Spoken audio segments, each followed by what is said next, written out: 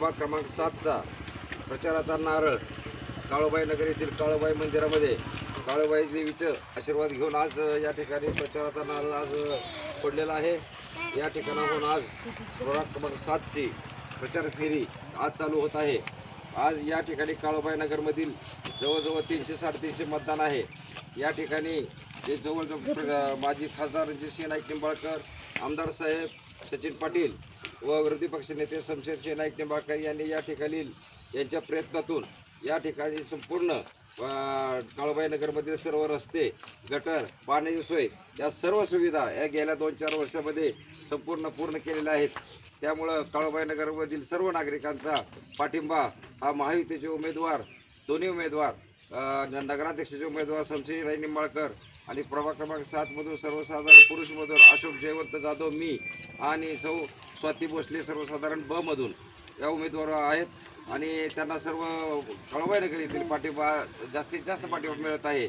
या ठिकाणी गेल्या 4 ते 5 वर्षापूर्वी आपण या ठिकाणी ज्यावेळेस भुयारी गटाराचं काम चालू होतं, त्या टायमिंगला जे रस्ते उकरले होते त्यावेळेस शमशेरदादांनी आम्ही या ठिकाणचे रस्ते मंजूर करून घेतले होते। परंतु येथील आता विरोधी उमेदवार जो आहे, ज्याला लाज वाटली पाहिजे की पांडुरंग जोटेला या ठिकाणी काळोबाई नगरला मतदान मागताना की त्यानं त्यावेळेस कलेक्टर ऑफिसला जाऊन रामराजांना फोन करून ते सर्व रस्ते कॅन्सल केले होते। हे काळोबाई नगरमधील बहुतांश नागरिकांना माहिती आहे आणि मी त्यांना ते कागदोपत्री त्यावेळेस दाखवलेलं होतं की यानं कसं केलं आहे आणि काळोबाई नगरचा सर्व निधी बुधवार पेठेमध्ये टाकला होता त्यानं। हा त्याचं स्वतःचं पत्र आहे, लेखी पत्र आहे, त्याचं लेखी त्याने कंप्लीट केलेले सगळी कागदपत्र आहेत। ही कागदपत्र मी काळोबाई नगरच्या सर्वांना दाखवली होती।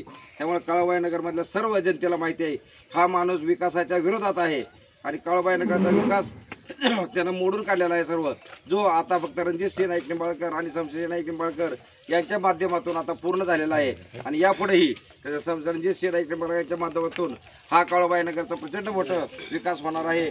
10 लाख लिटरची टाकी आत्ताच या काळोबाई नगरसाठी रणजितदादांनी मंजूर केलेली आहे।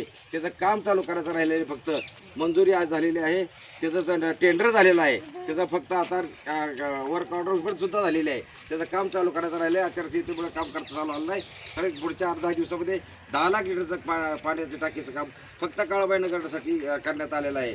एवढा मोठा विकास फक्त सत्ता रणजितसिंह नाईक निंबाळकर ताब्यात दिली तरच पुढे होऊ शकतो आणि फलटण नगरपालिका सत्ता ही 100% रणजितसिंह नाईक निंबाळकरच्या नेतृत्वाखाली संपूर्ण फलटण शहरातील 27 ते 27 नगरसेवक निवडून येणार आहेत आणि नगराध्यक्ष पदाचे उमेदवार शमशेरसिंह नाईक जवळजवळ 10,000 मतांनी निवडून येणार आहेत।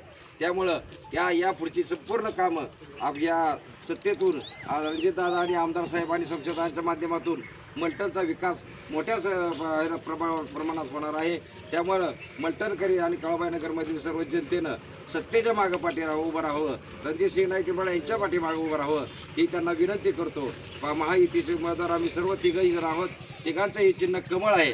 कमळ या चिन्हासमोरील बटन दाबून सर्व उमेदवारांना विजयी करावं अशी मी विनंती करतो।